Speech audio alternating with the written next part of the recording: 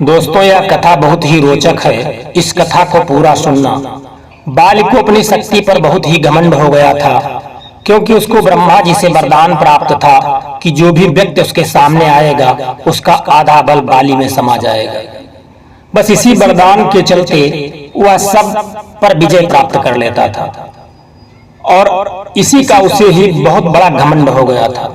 वह सबको चैलेंज देता, इधर उधर घूमता रहता था कि मुझे कोई हरा नहीं सकता, क्योंकि एक बार बाली ने रावण को भी हरा दिया था। त्रैलोक विजेता रावण को केवल बाली ने ही हराया था, तो उसे और भी अहंकार हो गया कि मेरे समान बलशाली संसार में कोई नहीं है। एक बार की बात है, हनुमान जी जंगल में श्री रामचंद्र जी की तपस्या में मस्त थे।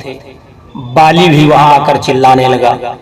हनुमान जी ने उसको बहुत समझाया और कहा, आपको कोई हरा नहीं सकता, पर शक्ति का घमंड करना ठीक नहीं।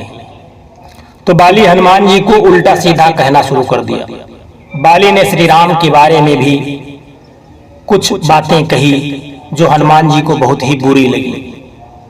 क्यों नहीं, हनुमान जी भगवान श्री राम के परम भक्त थे, अपना प्रभु और अपना सब कुछ मान लिया था। उनके खिलाफ एक भी शब्द हनुमान जी सुन नहीं सकते थे।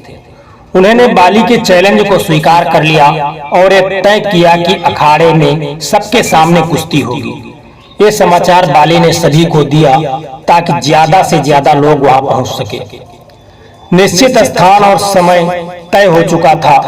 कुश्ती के पहले ब्रह्मा जी हनुमान जी के पास आए और विनती करने लगे कि हे पवन पुत्र, तुम बाली के चैलेंज को स्वीकार मत करो, नहीं तो वह अनायास ही मर जाएगा।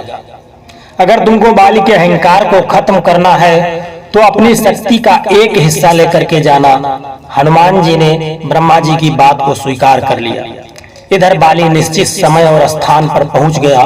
बाली को यह वरदान मिला था कि जो भी उसके सामने आएगा उसकी आधी शक्ति उसमें समा जाएगी। इधर हनुमान जी अपनी शक्ति का एक हिस्सा लेकर जैसे ही अखाड़े में जय श्री राम कहते हुए कदम रखे, उधर बाली को लगा कि उसका सारा शरीर अभी फट जाएगा। उसे लगा कि अभी यहाँ कुछ देर रुका तो उसके शरीर की नसें फट जाएंगी और वह अखाड़े से इतनी तेज भागा कि मीलों दूर जाकर के रुका। जब वो थक गया, उसी समय ब्रह्मा जी वहां आए। उन्होंने बताया कि मेरे कहने पर हनुमान जी ने अपनी शक्ति का एक हिस्सा लेकर के आए थे, अगर पूरा लेकर आए होते तो तुम वहीं नष्ट हो जाते। बाली ने ब्रह्मा जी को धन्यवाद दिया और फिर वापस बिना लड़े अपने घर को चला गया। इस तरह हनुमान जी में कितनी शक्ति थी किसी को भी पता नहीं था, और हनुमान जी को स्वयं भी पता नहीं था कि उनकी शक्ति उनके पास कितनी है। लेकिन हनुमान जी को अपनी शक्ति का अहंकार कभी नहीं हुआ। जय श्री कृष्णा, जय बजरंगबली।